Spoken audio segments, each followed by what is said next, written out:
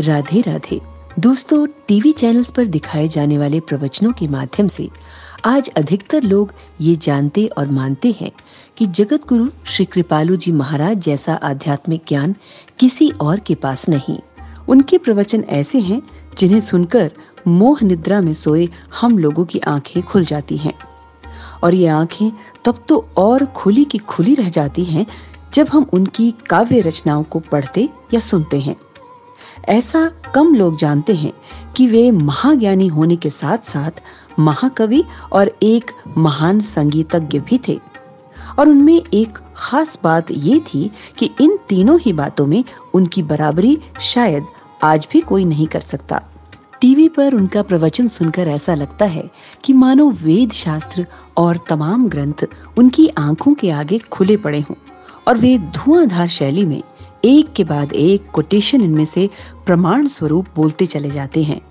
और अगर कहीं आप उनके काव्य ग्रंथ प्रेम रस मदिरा या अन्य भजनों को पढ़ या सुन लेंगे तो निश्चय ही आपको ऐसा लगेगा कि भगवान श्री राधा कृष्ण की भांति भांति की लीलाएं जैसे इनके सम्मुख हो रही हैं और अपने काव्यों में और अपने पदों में वे इनको पिरोते जा रहे हैं। और ऐसा ही एक महाकाव्य है प्रेम रस मदिरा, जिसमें 1008 पद हैं जो कि ब्रज भाषा में है। वैसे आम आदमी उनको पढ़कर काफी हद तक उनके अर्थ या भाव को समझ पाता है। एक पुस्तक अर्थ सहित भी है और जो 2 भागों में है। प्रेम रस मदिरा नामक इस ग्रंथ को 21 माधुर्यों में बांटा गया है। श्री कृष्ण बाल लीला या श्री राधा बाल लीला माधुरी में उनकी बाल्यकाल की लीलाओं का वर्णन है। इसी तरह सिद्धांत माधुरी में फिलॉसफी है। इसी तरह विरह और मिलन माधुरी में नाम के अनुसार ही भाव वाले पद हैं। जो इन पदों को आप पढ़ेंगे या सुनेंगे तो आपको ऐसा लगेगा कि मानो आपकी आंखों के आगे किसी ने उन लीलाओं का सुंदर चित्रण कर दिया हो, जिसमें रस है, आनंद है और जिसमें डूबकर फिर शायद बाहर आने का मन किसी का भी नहीं करता। पर शर्त ये है कि आप श्री राधा कृष्ण के चरणों में श्रद्धा भक्ति रखते हो और हृदय सरल हो। क्योंकि इन पदों के विषय में कुछ कहने के लिए हमारे पास शब्द कम पड़ रहे हैं, तो हमने सोचा क्यों ना कुछ उच्च कोटि के कवियों और विद्वानों की मदद से इनकी महिमा आप तक पहुंचाई जाए। पद्म भूषण एवं ज्ञानपीठ पुरस्कार से नवाजे गए जो किसी जमाने में ऑल इंडिया रेडियो के हिंदी प्रोग्राम्स के डायरेक्टर भी थे, कवि श्री सुमित्रानंदन पंत जी के अनुसार उनका प्रत्येक छंद रस के समुद्र की भांति भक्ति की तन्मयता से तरंगित है।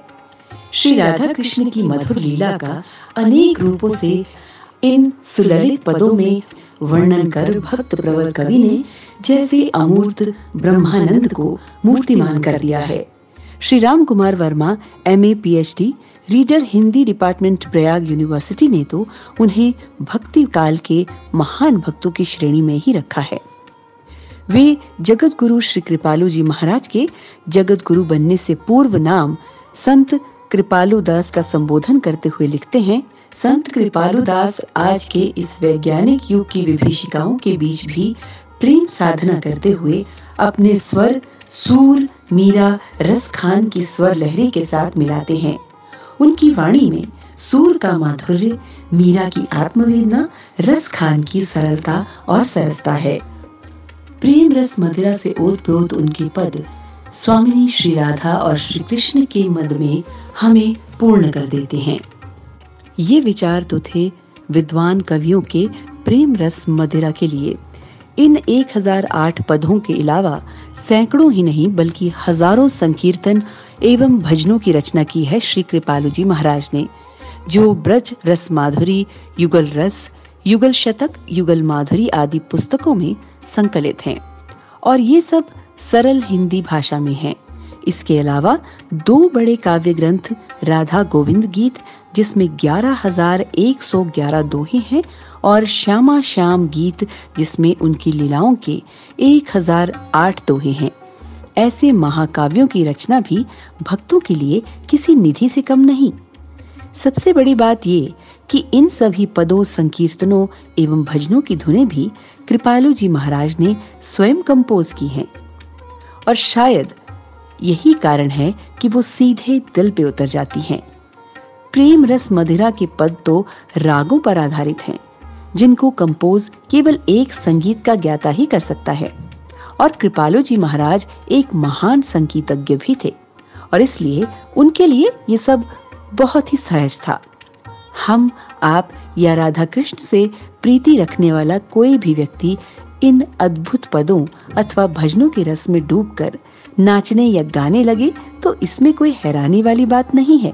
पर हैरानी तो तब होती है जब कोई नास्तिक और दूसरे धर्म को मानने वाला व्यक्ति, जो बुद्धिजीवी हो, विद्वान लेखक भी हो और एक क्रिटिक भी हो, ऐसा व्यक्ति अगर ये कहे कि मैं कृपालु जी महाराज के प्रवचनों को बड़े ध्यान से सुनता हूँ और उसके तुरंत बाद टीवी पर आने वाले भजनों को साथ में गाता और नाचता भी हूँ, तो आपको हैरानी जरूर होगी।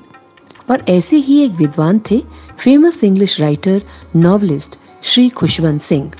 उन्होंने कृपालु जी महाराज के व्यक्तित्व के बारे में क्या कुछ कहा, ये जानकर आप और अधिक हैरान हो जाएंगे। इस पर बात करेंगे हम अपने अगले एपिसोड में। और हमें मालूम है कि अगर आपको वीडियो की जानकारी पसंद आएगी तो आप लाइक, सब्सक्राइब और शेयर स्वयं ही करेंगे। राधे राधे।